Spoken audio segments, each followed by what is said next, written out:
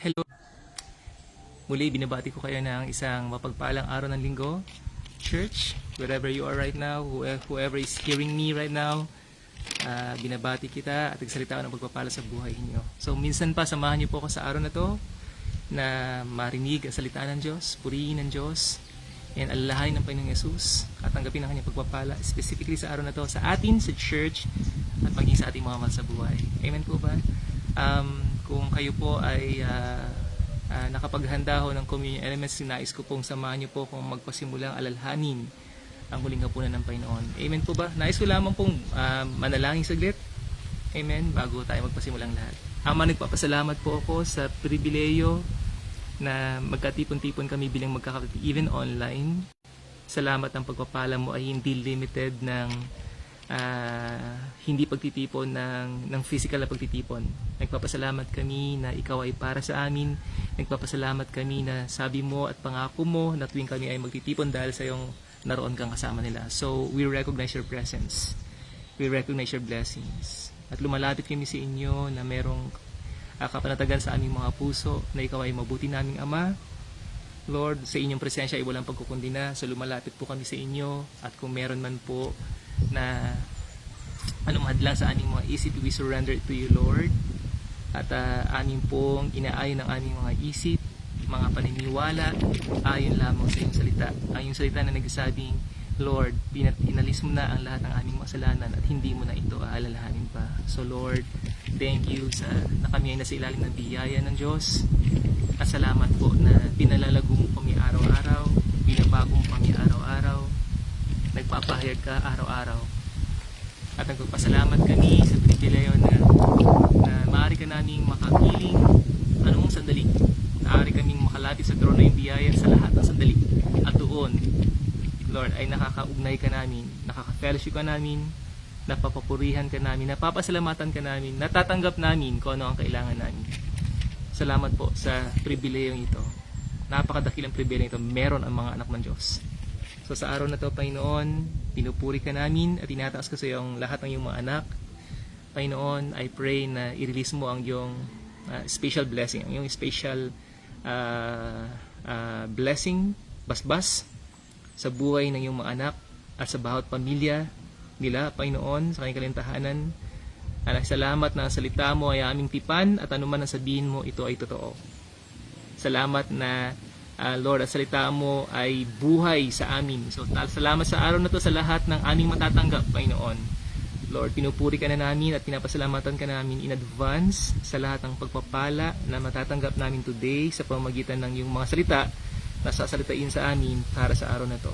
So, pinupuri ka namin at pinapasalamatan, Panginoon, sa pangalan ni Jesus. Amen. Nais ko lang bumasa mga kapatid ng isang talata mula sa Biblia bago pa natin tanggapin ang tinapay at ang saro, no, na kinakatawan ho ng Panginoong Yesus, ang kanyang katawan at ang kanyang dugo na sinakripisyo para sa atin. Okay, ito po ay nakasulat sa aklat ng Acts chapter 3 verse 21. Babasahin ko lamang po sa Biblia, ganito po ang sinasabi. Starting verse 19. Sabi po rito, "Repent therefore and be converted, that your sins may be blotted out, so that times of refreshing may come from the presence of the Lord, and that He may send Jesus Christ, who was preached to you before, whom heaven must receive until the times of restoration of all things, which God has spoken by the mouth of all His holy prophets since the world began." Amen. Hallelujah. So may pagpapala po sa repentance. Amen. O ang repentance ay ang pagsisisi at ang pagtalikod po sa mga lisyang gawain ay hindi ho negatibong bagay, sa siyang pagpapala, sapagkat when you do that, amen, iniiwan mo tong lugar na to papunta sa direksyon, papunta sa Diyos. At sa presensya ng Diyos, mga kapatid, ay merong time of refreshing according to the Word of God. Amen po ba? Now, kaya sa mga anak ng Diyos, it doesn't really matter what happened. Kung may mga times na nag-fail ka, may mga times na nagkamali kayo, may mga times na you keep on falling from time to time, Alam niyo po, ang paglapit sa Diyos, huwag ho kayong palayo sa Diyos. Sa halip, ang salita ng Diyos ay nagsasabi sa ating lumapit tayo sa Panginoon. At sabihin lang natin, Panginoon, nagkamali po ako. Panginoon, ito po ang nangyari. Salamat po, meron pong kapatawaran na nagmumula sa inyo. Sa pagpunta natin, yun po ay pananampalataya. Pananampalataya na anuman po ang nangyari, ang pagmaibig ng Diyos ay hindi nagbabago. Ang pagtanggap ng Diyos sa iyo ay hindi nakabase sa performance mo. Ang pagtanggap ng Diyos sa iyo ay nakabase sa ginawa lamang ni Jesus para sa iyo. At sapat po ang ginawa ni Jesus sa krus ng Kalbaryo upang ikaw ay maging katanggap-tanggap. Tayo po ay maging katanggap-tanggap sa harapan ng banal na Diyos. At doon, makakamtan po natin ang time of refreshing. Amen? Doon po mararanasan natin ang assurance ng pagmamahal ng Diyos, ang paglilinis ng Diyos, ang pagpapalaya ng Diyos, at ang assurance mula sa Kanya na nagsasabing, I love you in spite of who you are or in spite of what you have done. Amen po ba? So, but hindi lang yun. Sinasabi ho ng talata nito, nang dahil sa Panginoong Yesus, amen, kailangan siyang tanggapin sa langit hanggang sa magawa ng Amang panumbalikin ang lahat ng bagay. So, anong ibig sabihin nun? Amen po ba? Ang kaligtasan po natin ay hindi lang po limitado sa kapatawaran ng kasalanan at pagpunta ng ang pagkakaroon ng katiyakan sa langit balang araw. Amen po ba? Sinasabi ng salita ng Diyos na isa sa mga dahilan kung bakit dumating ang Panginoong Yesus ay upang sa pamagitan ng sakripisyong iyon ay magawa ng Ama, i-restore ang lahat ng bagay. In other words, papanumbalikin niya ang lahat ng bagay according sa kanyang design sa mundong ito. Tandaan nyo, hindi ho nagbabago ang Diyos. Ano man po ang nakikita ninyo sa sitwasyon sa panahon na to, amen po ba? Hindi ho nito magbabago ang kalooban ng Diyos na ang kanyang perfectong kalooban ang siyang nagmaganap, mapangyari sa mundong ito sapagkat the very reason why He created earth ay maging extension ng kanyang kaharian. Sa kaharian ng Diyos, walang kasamaan. Sa kaharian ng Diyos, walang kakulangan. Sa kaharian ng Diyos, walang masama. At kung ganon ang naghahari sa kaharian ng Diyos, guess what? Iyon ang kanyang puso, iyon ang kanyang intensyon. Kaya siya po ay in the business of restoring everything. So, wag ho tayong mag-give in sa katakot, sa pag-aalala tulad ng mundo.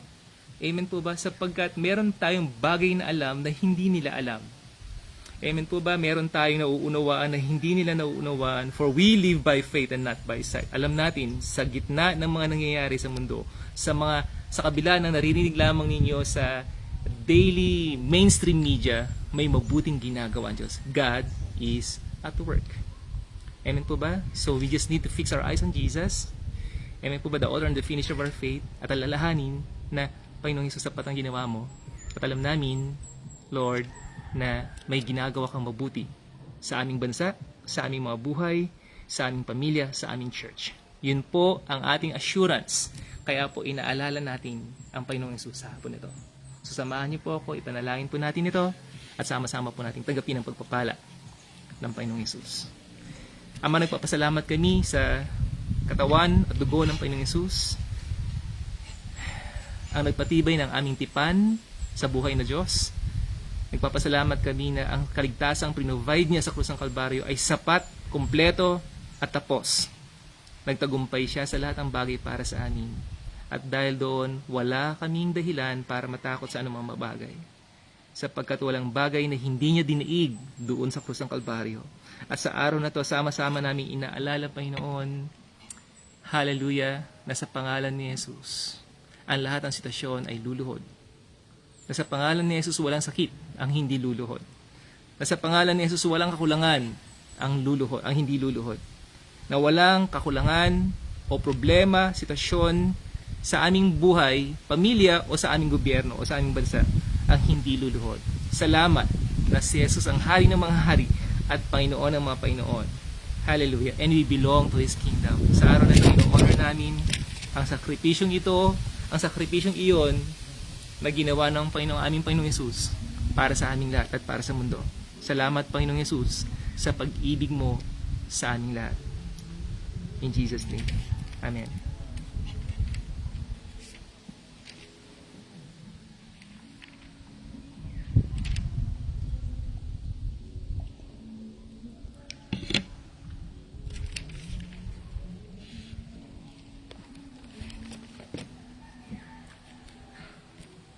Amen. Dire-diretso na ho tayo sa salita ng Diyos, mga kapatid. Hayaan niyo pong ibahagi ko po sa inyo ang mga bagay na alam kong gusto ni Lord marinig niyo today. And it's for all of us. Proverbs 4 verse 7. Wisdom is the principal thing. Therefore get wisdom. And in all you're getting, get understanding. Sa mababaw na salin ng Tagalog, ganito po sinasabi. Unahin mo sa lahat, pagtuklas ng karunungan, ito'y pilitin mong mata mo kahit gaano kamahal. Amen? So, wisdom is the principal thing. Ano man po ang itsura sa natural ng mga nangyayari sa panahon na ito, mga kapatid, napakahalaga po na tumugon ho tayo completely opposite kung paano normal o karaniwan tumutugon ang mundo. Kapag may nangyayaring mga hamon ng buhay, katulad po ng sitwasyon natin ngayon, hindi naman po tulingid sa inyong kalaman. Ang banta ng pagtaas at patuloy yung pagtaas ng ating langis at krudo. Amen po ba? At alam na ho nating lahat, alam ko hindi naman ho natin yung dinideny na kapag krudo po ang gumalaw o ang fuel po ang gumalaw, lahat po ng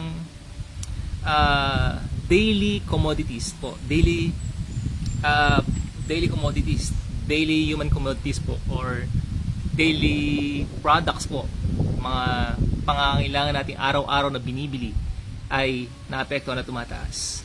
At karaniwan sa ibang bansa, naririnig ko po na nagkakaroon ng mga tinatawag na panic buying sapagkat nangangamba sila na baka magkaroon ng mga kakulangan. Gayunpaman, I just want to remind all of you, lalong-lalo na kung anak kayo ng Diyos, na hindi ho natin kailangan tumugon ng parehong tugon katulad ng mga hindi mananampalataya. In fact, ine-exhort tayo ng salita ng Diyos na gawin ang opposite bagay tulad ng sinabi doon sa Romans 12. Ang sabi po roon, verse 1 or verse 2 particularly, sabi roon, huwag kayo umayon sa takbo ng sanglibutan. Magbago kayo ng iyong isip, mabago kayo sa pamamagitan ng iyong isip. Sabi roon, be transformed by the renewing of your mind. Amen po ba? Now, in other words mga kapatid, ano man po ang nangyayari sa mundo ngayon, sapagkat po ang tanging knowledge lang na meron tayo ay kung ano lang po ang nakikita ng ating mga mata at kung ano lang ang knowledge na meron ng mundo, ang lahat, karaniwan, ng mga tao ngayon ay kung ano lang ang naririnig nila sa social media, sa mainstream media, kung ano ang sinasabi ng mga tao sa paligid tungkol sa mga bagay-bagay. But the truth of the matter is, ang sabi ng Biblia, amen, na huwag nating ipako ang ating mga paningin sa mga bagay na nakikita sa halip sa mga bagay na hindi nakikita. Bakit po? May palagi ko, naniniwala ko na may karunungan po ang Diyos para sa atin sa mga talatang iyon, sapagkat naniniwala po ako na kadalasan kung anong nakikita natin sa natural ay completely opposite sa totoong nangyayari sa spiritual. Tandaan nyo po, hindi ibig sabihin, tandaan nyo po na although we don't deny reality, amen, but there is one thing na tinatawag na higher reality. Ibig sabihin, hindi natin dinideny ang sitwasyon, those are facts, but they are what you call a higher reality. May mga bagay na mas mataas na realidad kaysa sa mga nakikita lang ng iyong mga mata. May mga mataas na realidad kaysa sa naririnig mo ng iyong tenga o nakikita mo siya mainstream media. May ginagawa po ang Diyos sa mundong ito. Whether you believe it or not, whether you feel it or not. Tulad ho ng talata na binasa natin, ang Diyos po ay hindi ho natutulog. Meron ho siyang ginagawa at ang kanyang ginagawa ay palaging alinsunod sa original na plano niya. Tandaan niyo po yon. Hindi nagbabago ang plano ng Diyos sa mundo. Amen po ba? I would say, kung hindi napigilan ng pagkahulog ng tao sa kasalanan sa Hardin ng Eden, ang mga plano, I will say it in another way. Maging po ang pagkahulog ng tao sa kasalanan sa Hardin ng Eden ay hindi ho kayang pigilan para matupad ng Diyos ang original na intensyon niya sa mundo. Amen po ba? Dahil po ang Diyos po natin ay mabuti. Dahil ang Diyos po natin na kahit po nahulog ang tao sa kasalanan, pumasok po ang kamatayan, pumasok po ang lahat ng sumpa sa mundo. Amen. Hindi ho napigilan noon na ipagpatuloy ng Diyos ang kanyang original na plano. That's the very reason why Jesus came. Ang kanyang sakripisyo sa krus ng Kalbaryo, amen po ba, ay upang sa bahagi po yun, pasimula po iyon, okay, upang ipakita sa ating lahat na hindi kaya ng dyablo o hindi ho magagawa ng rebellion ng tao para ihinto ang puso ng Diyos para sa sanglibutan. Hindi ho nagbabago ang kanyang puso. Amen po, siya ay mabuting Diyos at ang lahat ng kanyang gawa at kalooban ay mabuti. Hindi ho nagbabago ang kanyang panaginip, ang kanyang pangitain na ang mundong ito ay magiging refleksyon ng liwanag ng kaharian ng Diyos. Amen po ba? So hindi ho nagbabago yun. Now by saying that, kaya napaka-importante na meron ho tayong tamang tugon kapag may mga bagay na nangyayari sa mundo. Lagi ho tayong napaka-importante na napaka-importante matutunan ng bawat anak ng Diyos na laging bumalik sa salita niya. Na lagi tayong bumalik kung sino ang Diyos. Lagi tayong bumalik sa salita ng Diyos. Dahil ang salita ng Diyos ay ang nananatiling kalooban ng Diyos magpasaan ka ngayon. Amen po ba? Hallelujah. Thank you, Jesus. Now, meron lang po akong 3 bagay, amen, na nais paalala sa inyo tungkol sa Diyos. So, yun po yung nasa puso kong gustong ibahagi sa inyo today. Nang sa gayon, regardless sa anumang naririnig nyo ngayon o nangyayari ngayon, you will be able to focus. Okay? 3 bagay na nais kong ipaalala sa inyo tungkol sa Diyos. Number 1, ang ating Ama ay mabuti at responsabling Ama. I'll say it again, ang ating Ama ay mabuti at responsabling Ama. Katulad ng lahat ng ama, ng human father, I am a father of 3 children. And nais ko pong sabihin sa inyo na hindi po huminto ang aking pagiging ama nung isinilang po ang 3 batang ito sa aking tahanan. Okay? Amen? Actually, nagpasimula pa lang ang aking pagiging magulang nung sila po ay isinilang.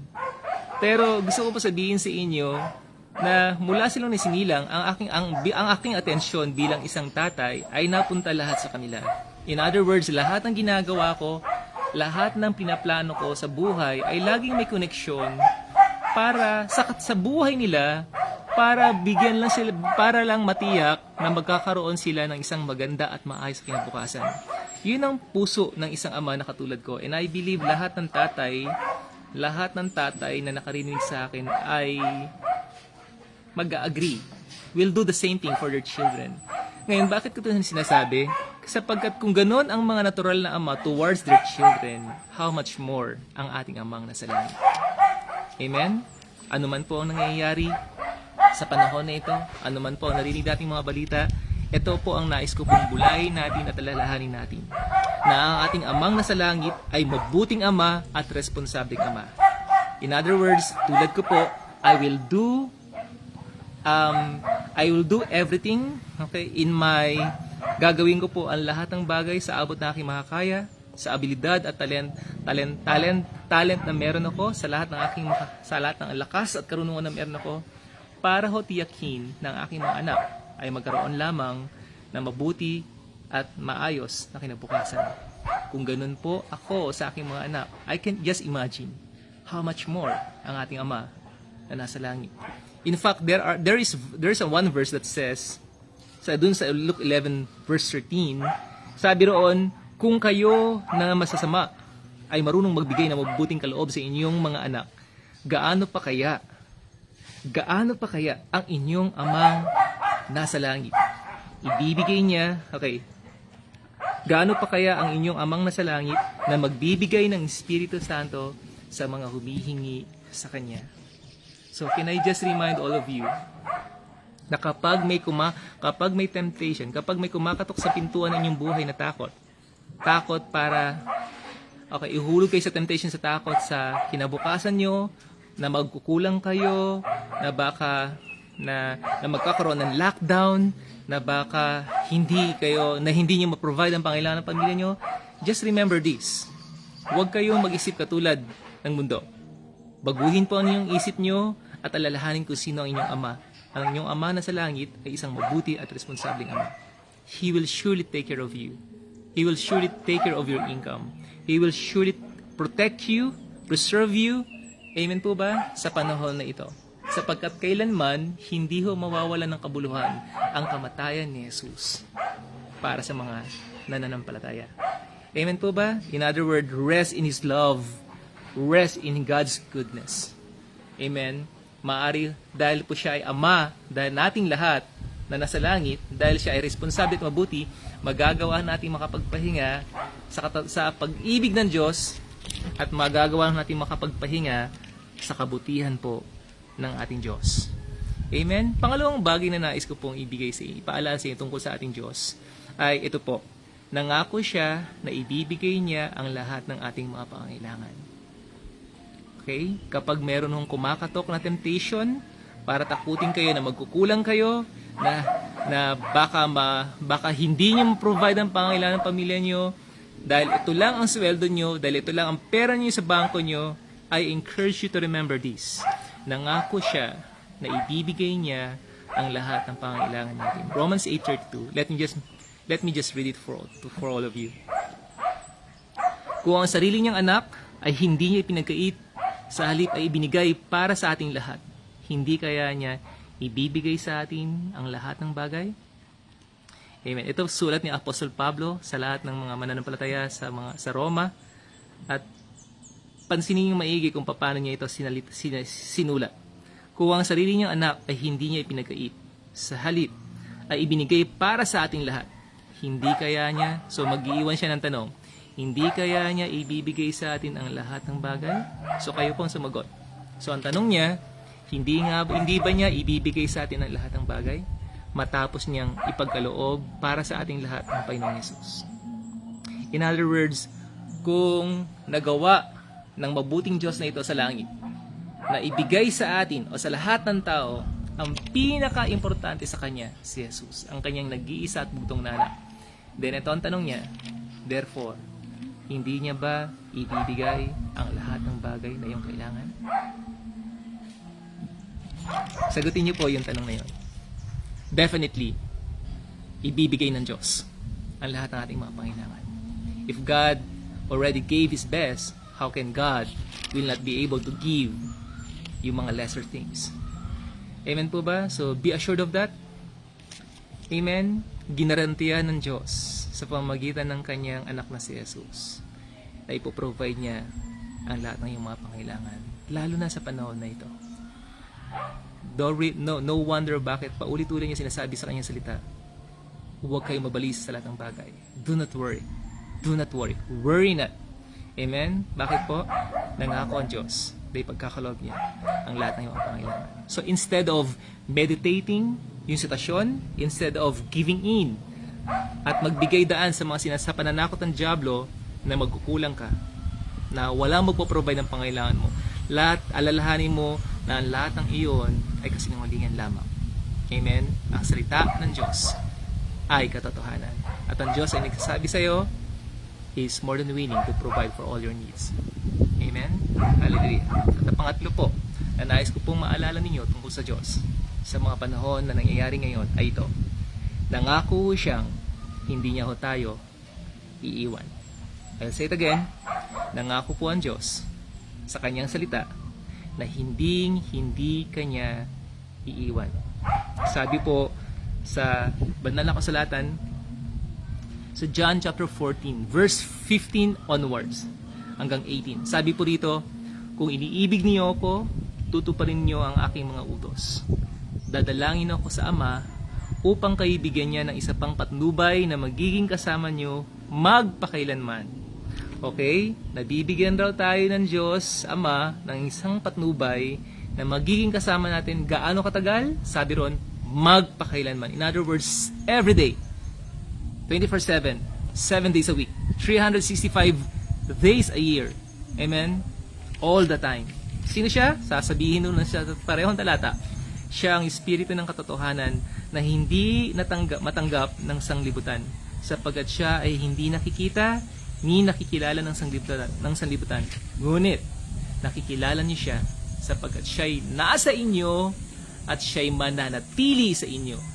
Then he went on saying, verse 18, hindi ko kayo iiwang ng mungulila. Hallelujah. Amen. So, I will say it again.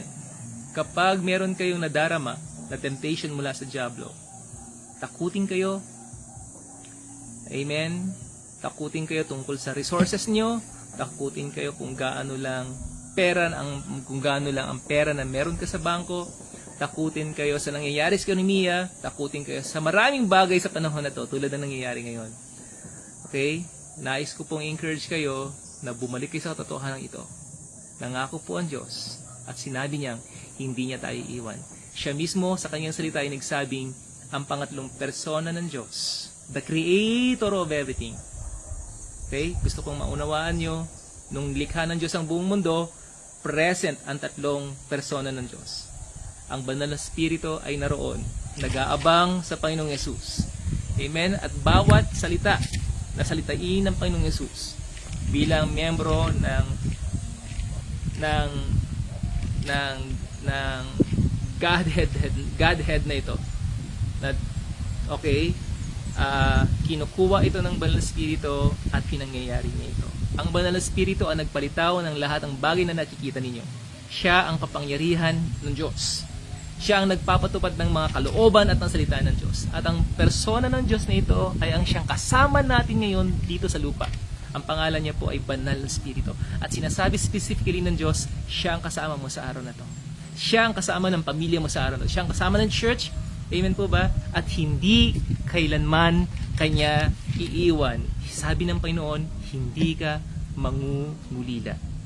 Hindi kanya iiwang ulila. In other words, hindi ho kayo mag-iisa kailanman. Amen? Ang kasama po natin ay Diyos na makapangyarihan sa lahat. The creator of everything. He knows exactly what you need. Alam niya ang totoong nangyayari. Alam niya ang nangyayari in the past. Alam niya ang nangyayari in the present. Alam niya kung anong mangyayari bukas. Amen po ba? At ang Diyos na ito, na alam ang lahat ng bagay, ay nasa iyo. At sabi na ng Panginoong Yesus, kilala mo siya. Ngayon, huwag ko kayong magtaka kung ang mundo ay natatakot. Kung ang mundo ay nag-aalala. Sapagkat may mga tao sa mundo na walang relasyon sa Diyos. Hindi nila kilalang Banal na Espiritu. Amen? Sapagkat ang Banal na Espiritu ay wala sa kanila. Ang kaya ko ito sinasabi para maintindihan ninyo na that's the reason why pwede kang mamuhay ng iba sa kanila. Bakit?